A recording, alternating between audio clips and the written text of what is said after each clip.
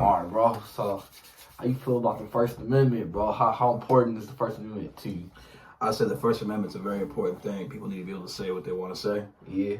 And no one should be infringing upon the right that we were all given to say what we want to say when we want to say it. Yeah.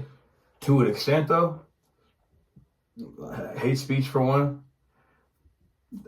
that's kind of something I feel it shouldn't be allowed. Okay. I agree. Also, to an extent, it's like, if one side starts something, the other side rebuttals back with the equal amount that they received the first time, it's still not right, but sometimes it's justified, I guess you could say. Yeah. I wouldn't even say that I agree with it, but like I can see how maybe someone could start an argument explaining that, hey, well, I was minding my own business. This group or this person came with us this way. That's why we're responding this way. But I feel like that's kind of where being a more conscientious person with, better morals and values would just walk away from from the situation. Yeah. But I think it's very important. I think it's probably one of the most important. Obviously, in my opinion, Second Amendment is the most important amendment in the Constitution, for sure, hands down. For surely. Then first is right there next to it. That's number 2 in my opinion.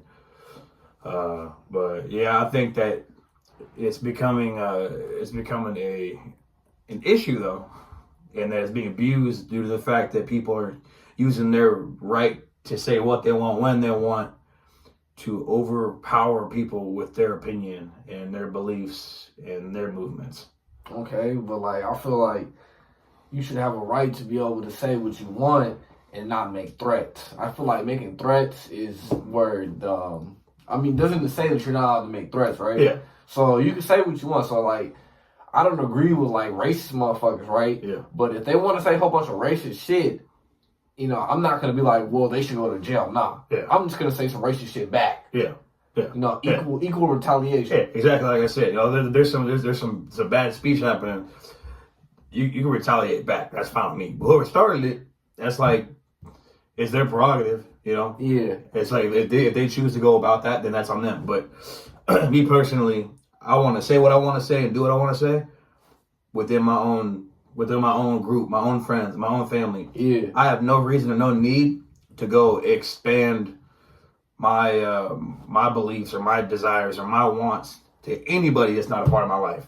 Because if you're not an immediate person in my life, I don't care about you or what you're doing. Yeah. Respectfully, I hope they all do great outside of my bubble. Yeah. But if you're not in my bubble, you're not in my group, then I don't care about what you want, what you need. So please do not care about what I want, what I need, what I say. Okay. If you like what I'm saying, keep it pushing. It's the ones that you say, oh, it's a he or a she or a we or a wumbo or a that or a him or a whatever the hell it may be. And, the gender pronouns. And then the gender pronouns, the alphabet mafia comes through and they say, well, you can't say that because that's wrong because I'm a he or I'm a she or I'm a they or I'm a them. Yeah. And now you're trying to take away my freedom of speech basically because you're trying to make me see a man be a biological male with a penis and balls, a man born as a man. Yeah. And he's like, I'm a she, and you're offending me, and I'm significantly offended because you're taking away my First Amendment, in my opinion. Yeah, that's where you cross the line. You're telling me what I can and can't say now. Yeah, nah. Because of your opinion. Because of whatever the hell you got going on. Yeah. And I respect them. Anybody who wants to do anything, do it to yourself. Don't instigate my kid to it. Don't over force your hand trying to overuse your first. That's kind of what I was talking. And another part of that is don't overuse your First Amendment right to push your own wants, beliefs, and desires on everybody else to make them understand and accept them. Okay. Because just because I like chocolate doesn't mean you want me to sit over here and say, I like chocolate, this is why I like chocolate, and this is why you should like chocolate. Yeah. Right? But you have a right to do that though. You can make a video and say why you like something.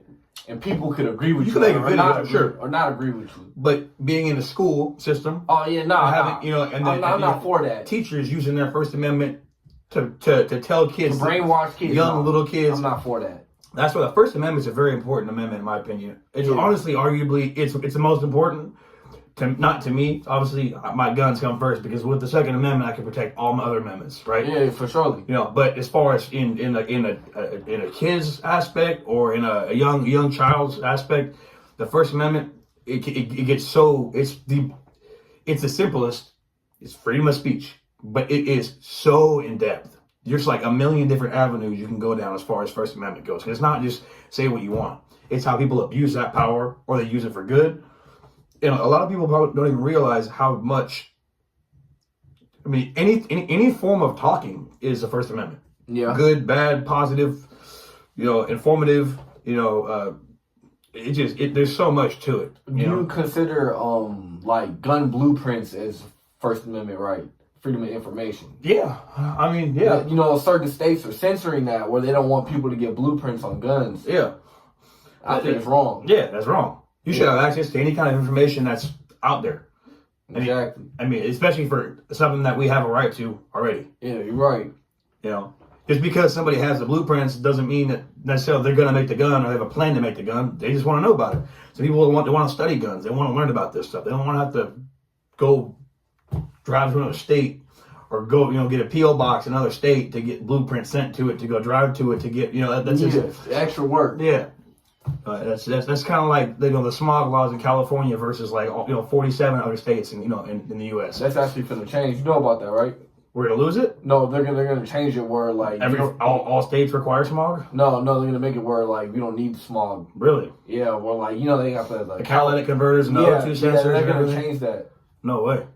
Actually, I don't know about that. As far as I interpreted what I read. Yeah, no, I've been under a rock for the past 4 years after that last election, so I'm not really quite. I don't blame you. I kind of stopped off on all information pertaining to politics and government and their policies and what kind of laws they were going to be pushing forward or taking down. So I'm just happy where we're at right now. I think we're moving in a good direction. I think that we can make some serious progress as long as everybody stays on board as a unified people, not as a left or a right or it's us as a people, because the government is wrong. It's just the government likes to get in between and brainwash everybody.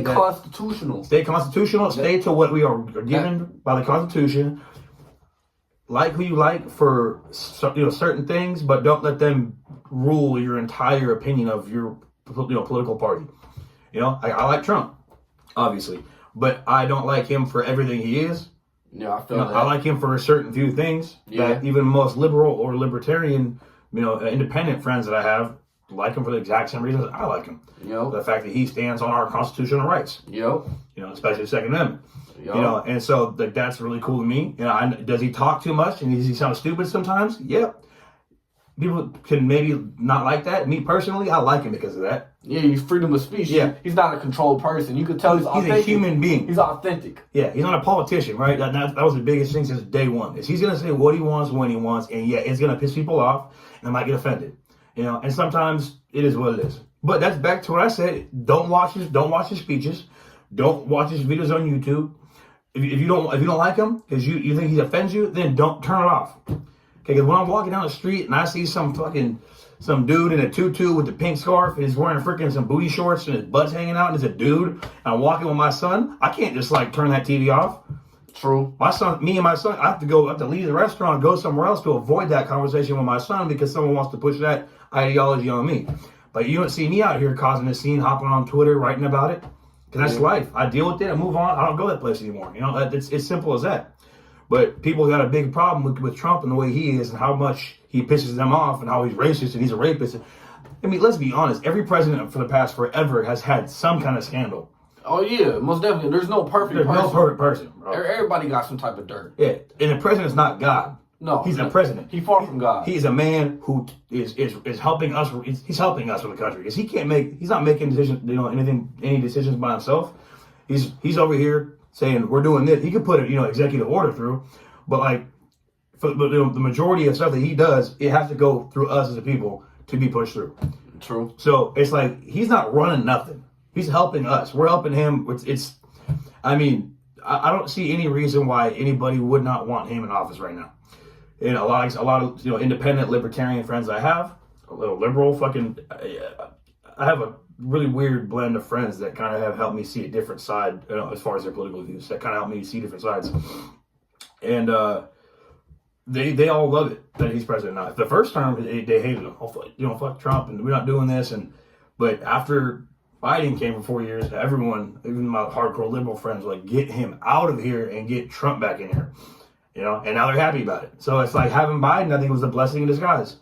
And because people realize how bad things were getting in that direction and the corruptness happening. That, you know, there's corruptness on both sides. I think that's a great part about Republicans. We know there's corruptness on both sides, and we say it. Left wing's just like, they're corrupt, they're liars. It's like, well, who's the ones out here making crop videos, cutting and pasting things to make Donald Trump look racist by cutting and pasting videos? I've watched 3 or 4 videos where I watched, like, you know, a 45-minute long video with Donald Trump. Yeah. And I seen it. I know he talked about, for example, there was one video that was what really pissed me off because I went on a tangent with somebody. I fought with someone on Facebook for like 3 days. And it was basically him saying to the black community, you got the highest unemployment rate, you know, you're the highest on, you know, EBT and, you know, freaking like, you basically government assistance. Yeah. You know, what do you have to lose? That was the video they posted. The thing about that video was, if you actually watch the whole thing, he was basically talking to black voters about why they should vote for him. And that he understands that, you know, like, he's not the first pick for them, but that you're already down and out, basically. You know, if you know, don't, like, there's no reason to be scared of what I might do to you. You know, and it is still kind of biased, but he was trying to make a point. I think it was a very valid point. You're already at such a low level in certain communities that just, I'm telling you, I will do this for you. So what do you have to lose? Just give me a chance. I have these policies I'm gonna try to set in place to try and help give back and get jobs and get you guys, you know, get going. I mean, he released before he was out of presidency his last term, he released all non-violent you know, drug offenders. You know, like, you know, that was a really cool thing for me. It was like, if you were just selling drugs but there was no violence involved in it, you were simply just a drug dealer. Yeah. And you were, you know, you had freaking, I don't know, a couple ounces of weed or a couple fucking zips of coke or something like that. Like, he let people out of jail for it early. You know, because like, all right, you know what? It's like a fresh start program. You know, like, just get out, don't fuck up. You didn't hurt anybody. You were just, you know, so that's things like that. He's done a couple things like that, and I can't think of them off the top of my head. But he's done enough things where he's helped out the communities that aren't in the perfect ideology of a Republican or right side party, to where I think people are starting to realize, hey, sure, he ain't perfect. He don't say what we want to say all the time, and we don't always agree with everything he wants. Excuse me. But I think we'll have a good rotation right now, where everyone's gonna kind of start opening their eyes a little bit. They won't not necessarily change their political views, but accept the fact that there is good things on both sides. But yeah, that was good input, bro. Appreciate the input. Shit, man. Well, yeah, I guess we can end the video right here. Yeah, I guess so. Yeah. All right, man. Good shit.